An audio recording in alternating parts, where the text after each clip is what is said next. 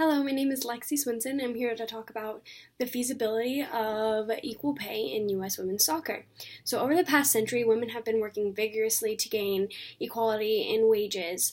Sports are no different when it comes to gender neutrality in sports. Although athletics has made changes to incorporate equality for both parties, it is time to create a plan for equality in U.S. soccer. I'm very passionate about this topic because I am a part of the women's soccer community. I will now discuss the background information on the subject matter and a plan to create this equality in the sport and true feasibility of this plan. The women's U.S. national team have worked very hard and have accomplished many accolades, yet they have not been given what they deserve. According to The Daily Show, the women get paid $1,300 for winning a game, whereas their male counterparts get paid $17,000 for a win. The women at the time of these statistics were the best in the world, and the men were ranked 30th in the world. If the men lose a game, they are compensated with $5,000. If the women lose a game, they're not compensated with any money. There are 24 teams in the Major League Soccer, which is the male's professional league, whereas there's slimmer chances for women in only having 10 teams in their national league. Although athletics is more developed on the men's side, this does not quantify the inequality that female athletes have to face in their daily job. My plan is to create a system where each team is allotted the same amount of money for the same task or accomplishment. In order for this plan to work, the community support is key for the women's team so that they are equally participating and earning revenue for the federation. Promoting both teams is going to heavily create more support and increase the revenue for this also for the federation. The sale of jerseys, tickets, and other gear will allow more revenue to be gained by each team. The more people who demand these items, the higher the prices can be, and that allots more revenue for the federation as well.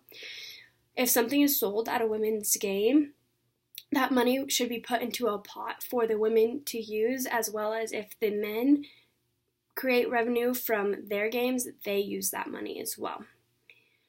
How pay is determined is the main point of this plan. So pay will not be determined by anything other than play. So compensations for wins and losses will be paid in the same amount for both sides of the federation.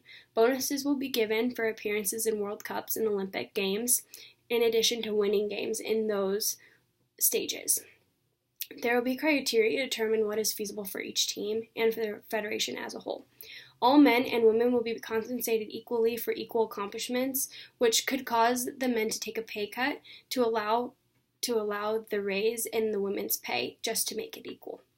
This means that there would need to be cooperation from everyone that is involved, including coaches, staff, players, the federation, even people who are watching.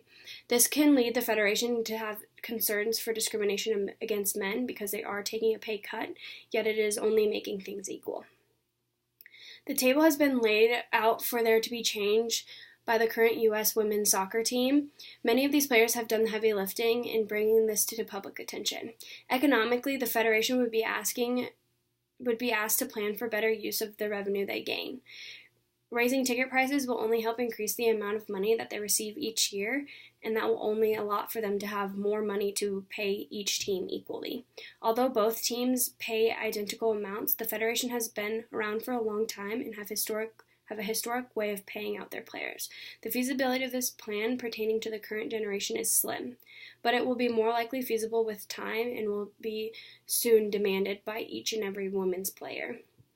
In concluding this presentation, we talked about the history of U.S. women's soccer, the plan to implement equality within the federation, and the feasibility of that plan. As discussed, this lies heavily on the U.S. Soccer Federation to make these changes. It would be better in their best interest to propose a plan that will allow women to be represented and compensated in the exact same way that their male counterparts are, or the backlash will continue to fuel their fire and they won't stop until they gain what they want. I just want to thank you guys all for listening, and I really hope that this plan can be put into action, maybe not tomorrow or within the next year, but within the next 10 years. Thank you for listening.